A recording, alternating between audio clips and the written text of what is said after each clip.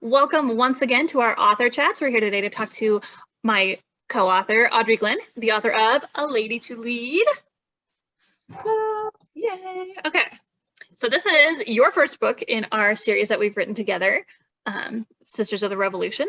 Why don't you tell us a little bit about our hero and heroine's background and their personalities? Okay, yeah. So Nathaniel is quite a bit different from the hero of the first book of the series. He's more of a self-made, rugged man who lost his father at a young age and went to go and work on a ship with his uncle. Nathaniel ended up working very hard and becoming a captain and then owner of 3 merchant vessels, which is where he starts A Gentleman's Daughter, A Lady to Lead. I guess he owns 3 ships in the first book as well, but as far as we know. Yeah. So he is, he really hasn't had much of a family life, and he's kind of a loner, which and he doesn't have a lot of experience with society and manners and getting along. Right. He doesn't have some of the cultural graces that some of our other characters share. So that's how he starts off. And then Helen is, she's lost her more elevated status in England, but she's adapted well to her life in the colonies. She lives with her sister and brother-in-law in their apartment, and it's been 3 years, and so it's been a little while. And David does, keep both of the ladies of his household very well.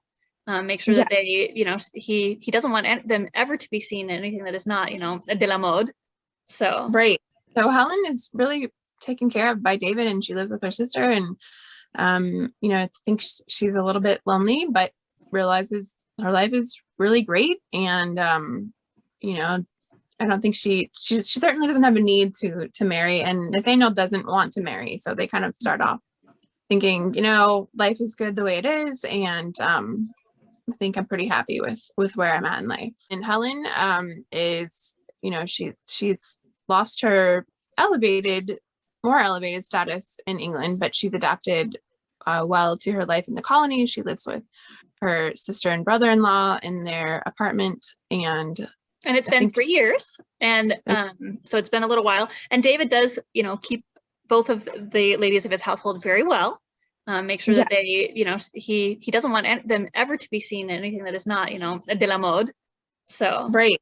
So Helen is really taken care of by David, and she lives with her sister, and I think she's a little bit lonely, but realizes her life is really great. And I don't think she certainly doesn't have a need to marry, and Nathaniel doesn't want to marry. So they kind of start off thinking, life is good the way it is, and I think I'm pretty happy with where I'm at in life. So and Helen she also wants to contribute to society, just like David and Cassandra had. Right. I think she's looking to contribute to society, but also to kind of find a purpose, also like David and Cassandra, feeling a little bit superfluous in a household with 2 married people who are very in love, and just recognizing that she has a very comfortable life, but also wanting to have relationships and feel like she's valuable and contributing. Why are Helen and Nathaniel actually a perfect match? Why are they going to get together? Yeah, I mean, for Nathaniel, like, Helen is actually a super caregiver, and that she persists in doing that throughout, I think the entire series. And so Helen and Cassandra they're very alike as sisters. So yes, so it really just takes a few opportunities for Nathaniel to realize, like, oh, there is something to this whole family thing. I think it sounds pretty sweet. He starts to be a little jealous of David, and it's really Helen that's in her caring nature, and her seeking. She wants to feed him the tart, some of her tart, and he thinks, wow, this is a family life that he hadn't really envisioned for himself. And she's taking care of his hands that he's blistered. Yeah, from his wayward smuggling ways. She cares. That's a pretty iconic scene, her feeding the tart to him. Yeah. So I think for him, and then it's funny because, like, once he changes his mind, he's like, okay, like, we're doing this. we're getting married. So there's, for a character like Helen, who's kind of very much in her head and constantly parsing things out, Nathaniel's also very opposite, that he just kind of like, well, I like this, you know, I want to get married. And then I think for Helen, like, you know, she's been looking for her place in life and worried about how other people perceive her and feeling like she needs to be very competent to prove that she's deserving of people's love. And Nathaniel really likes her. I mean, he really admires her. He doesn't, you know, the fact that she's maybe not the best at running the business at first, the tart business that she's doing with the charity, but she learns quickly and she has good ideas, and Nathaniel really admires her competence, I think, and she likes that. The other men that she's kind of met, you know, feel intimidated. Yeah, feel more intimidated, or they're not really that impressed by that. Yeah. And so they have different expectations of a woman. So what else did you draw from real life through your research, like things that you haven't lived but you had to learn about? And what are your favorite research? I love research, and I could just research forever. If anyone wants to hire me to read historical research, then I'm sold. I learned so much from a book called 1774 by Mary Beth Norton. This book takes place at the end of 1773, but her book kind of actually, even though it's called 1774, it goes from 73 to 75, and it specifically looks at how the tea issue and the East India Tea Company issue affected the kind of political and social response and the movement towards independence. And so I learned a lot about how there really was a Philadelphia Tea Party, although it was not as dramatic as the Boston one. There was no throwing of tea. They talked the poor Captain Ayers to death. So and how like life, right? And they didn't die. They just left. They talked him into going back on its They have died. It was right. They're all dead now. They talked him into going away, and he did. And then there was a Charleston Tea Party and a New York Tea Party, and a lot of Baltimore was pretty iconic, right? Yeah, that's where they burned the boat. Reading about those different responses kind of really helps you to understand the dynamic that came into play when they all did congregate in Philadelphia, and the different states, or at the time colonies, and their opinions and feelings about things. The book also, you know, and just in general, it was really interesting to read about trade with England and the types of things that they were bringing from England versus making in the colonies, and why.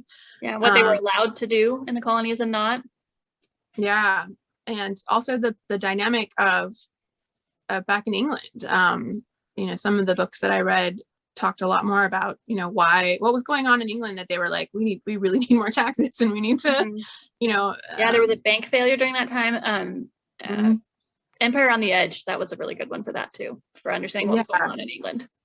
Yeah, I mean, these are things that I've understood kind of. Like, yeah, we know this. Right, and we understood, like, we know about the Boston Tea Party, and we know about taxation, and we know about the Declaration, but kind of understanding, you know, the dynamics that were leading people. I mean, people are people, and the pressures that kind of exerted on different people kind of all came to a head and led to the events that we know about. So I loved reading about that. What is Nathaniel's best look? Nathaniel is panned the entire series, well, almost the entire series, for his terrible fashion choices. Love him, but he's not a David, and he's not even a Fisher Marks, or he's not even an Owen. Owen was raised in a hovel, and even he makes fun of Nathaniel. So no, he doesn't. Oh, yes, he does. So Nathaniel is just really cheap, and he's very basic in his desire for clothing. There's a great scene in the expanded edition where he tries to go buy a coat, and he's just horrified at the priciness of the garment that the woman tries to press on him, and talks her down to something cheaper and more plain. But he very loves his coat with silver buttons. He thinks it's a dress coat. In my mind, it's kind of still an older coat, but in his mind, because it has silver buttons, you know, it's something for formal attire. It's something nice, right? And then, so we just recently released the box set of books 2 through 5 So A Lady to Lead. And in the box set, for people who have been reading our books for a while, there is a little bit of something extra, and that is an exclusive story that features Nathaniel and Owen. And spoiler alert, something bad befalls that coat with silver buttons. So. Which, in my mind, like, Helen is thrilled that the coat is gone. Like, she's probably been trying to get rid this is not based on your relationship at all. Right. Like, she's like, oh, you lost your coat. That's terrible. You're gonna have to get a new one. And Nathaniel's not like hurting for money. You know, it's not like he's destitute and can't have a new coat. So I think it's a combination of being extremely cheap and just being kind of clueless about fashion. Right. And I think, you know, even were he not very frugal, I don't think he would ever see himself wearing some of the more bold looks of David, you know. But yeah, I think, you know, bad combination for fashion. Unfortunately, Nathaniel ends up with so then how about David's most iconic look? Oh, it's the cream and gold suit that he wears for his birthday dinner. That one is pretty nice, and Nathaniel's even impressed by that, and he thinks maybe he should have changed his coat. David tries to get him to change his coat for the dinner, and Nathaniel's like, it's fine. But the other combo outfit is when Helen attends a ball and Cassandra and David are coordinated in their clothing, which I thought was really good. Yes. That suddenly made me think of at the end of A Gentleman's Daughter, when David is letting Constance and Mercy or someone who are younger play in his coat. Like they're putting on a little play for him, and it's a light blue coat with silver trim, and that comes back in the series. So we have a lot of iconic looks for David. Like we've already done a whole video about that, and now we're still talking about it. Yeah.